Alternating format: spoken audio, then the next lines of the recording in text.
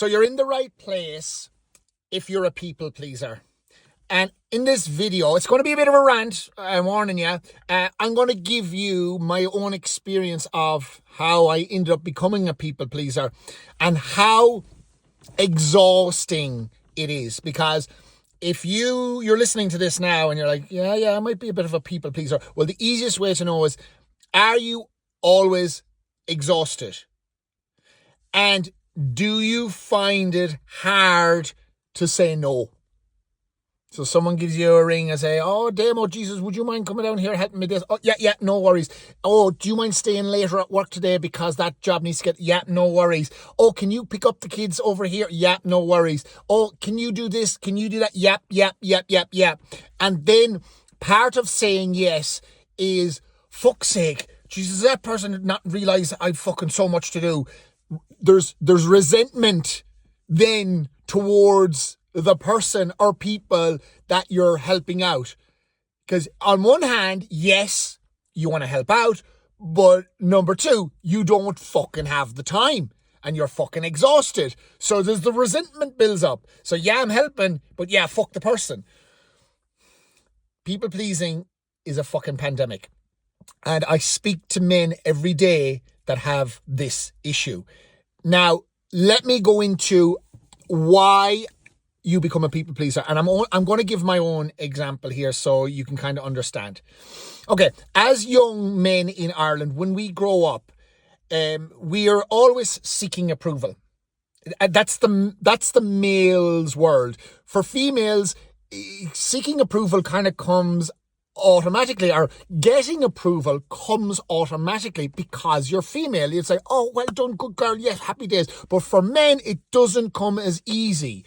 And for who do we seek approval from most? Well, we seek it from our fathers, our parents, our teachers, our peers.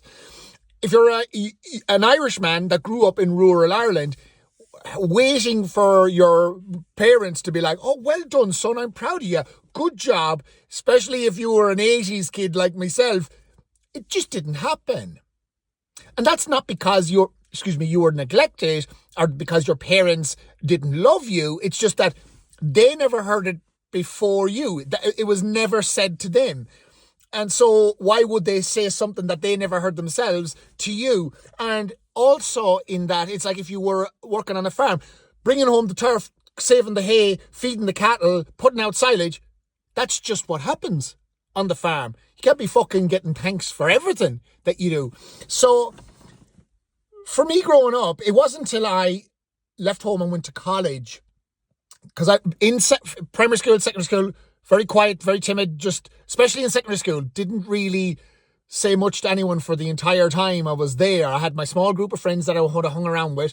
And I remember thinking when I was going to college, right, I'm fucking changing who I am. I'm fucking, no more of this fucking quiet young fella anymore. I'm becoming who I need to be.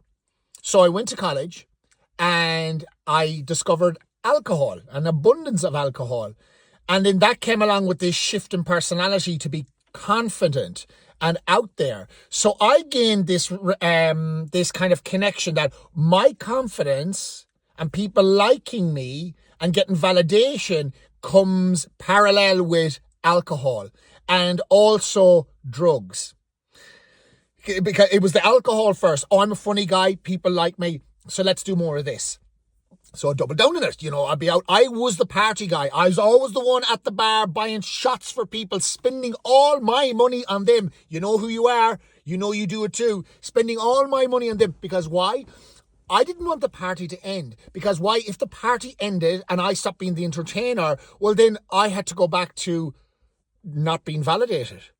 Which I understand this now. I didn't understand it then. So you end up spending all your money. You end up ruining yourself. And like, where does it end? Where does it end? For me, it was drinking, buying shots, then going into smoking weed and having weed for people, then onto pills. And it was kind of like, what do I need to do next to get more validation for more people to like me? Hence the people pleasing. So this lasted the whole way from college until I'd say about 5 or 6 years ago. And maybe even sooner or more recent than that. Because I was always in some way wanting people to be proud of me, people to admire me, people to look at me and go, well done, Damien. But what I have learnt is, in order for this people-pleasing element of you to finally be put to rest, so you can build back your own energy, so you can finally live a normal life, is you have to stop the story that's going on in your head about whatever happened in your life that you weren't good enough. So maybe it's just the seeking of approval, or maybe somewhere along the line someone said to you that you were no good, you weren't pretty enough, you're no good at football, you're weak, you're useless, we don't like you, you look funny, you're not one of us. Something like that was said somewhere along the way to you, and then you created the connection to that story in your head, and you perpetuated it. So then everything that you done after that was to try and get validation, but a lot of the time all it would do is prove still more that you weren't good enough, because the old story is there. And this is what needs to happen, is understand no matter what anyone said to you, whether it was a family member, whether it was a teacher, whether it was a friend at the time, or someone that you didn't know, a stranger, they used words that you put power to. Because this is the analogy I love to use, and I've heard it somewhere before. So if someone said to you, you're useless, you're no good, okay, you can look at that, you'll be like, oh yeah, that's very hurtful. But if someone said those words in a completely different language to you and you didn't understand the language, you'd be just like, all right, yep, nice to meet you, see you later, and you'd go about your day. You know the statement, sticks and stones may break my bones, but names can never hurt me? That's the most powerful little poem ever, because it's the truth.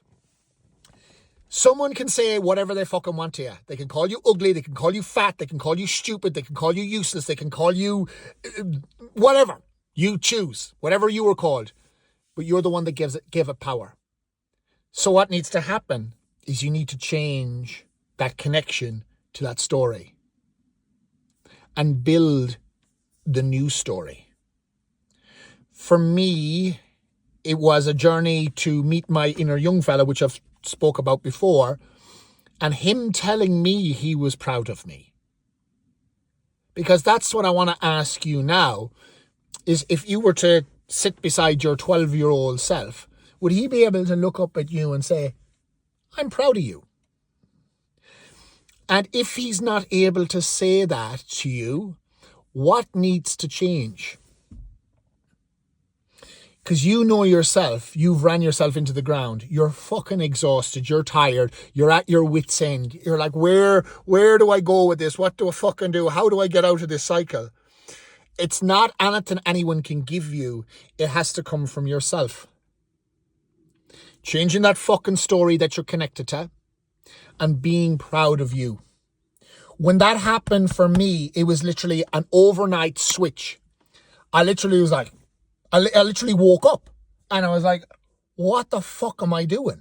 Why am I spending all my money buying drink for people and spending all this money on drink and waking up on a Sunday morning and crying my eyes out for hours? Because that's what I would do in Australia. I'd put on Irish music and I'd sit on my couch for hours just crying, because it was like a release valve, because I just didn't feel good enough. Depression would have been how I would have described it. But when I hit that switch of, hold on, I don't need them people to validate me by me buying them drink and them, hanging around me. It's what I need to be able to say it to myself. And I did. And as I said, it stopped. It stopped. And I started just showing up for myself. It was jarring for people at the start. They were like, oh, what's fucking going on here? Why are you not drinking? I'm like, I just don't want anymore. And that has made all the difference in my life. Over time, I've been able to say no much easier. I'm not a people pleaser anymore. By the way I talk, if you've met me in person, I'm fucking direct. And if someone says, oh, hey, you want to do this? We're doing it at 8 o'clock on Wednesday night. I'm like, no, because 8:30 is my bedtime. I am not putting stuff on top of me that I can't handle. A little trick for you people that are nervous about saying no and like starting this journey of not being a people pleaser anymore.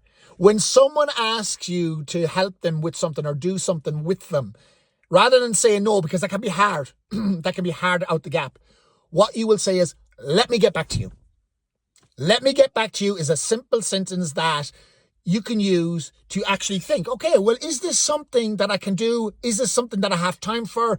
Will I be able to? And if it is, you can say, yes, I can, or you can shuffle things around. And if it isn't, then you can say, right, listen, Michael, do you know what? I actually can't do that because I'm swamped with A, B, C, or D. Let me get back to you. I know most of you suffer with being the people pleaser.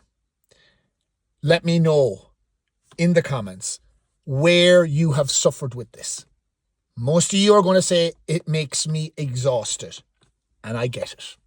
And I absolutely get it. So if my story has helped you in any way, I'm glad.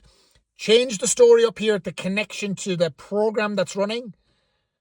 And then you start to feel pride in yourself. And the journey begins to remove the people pleaser. Giddy up.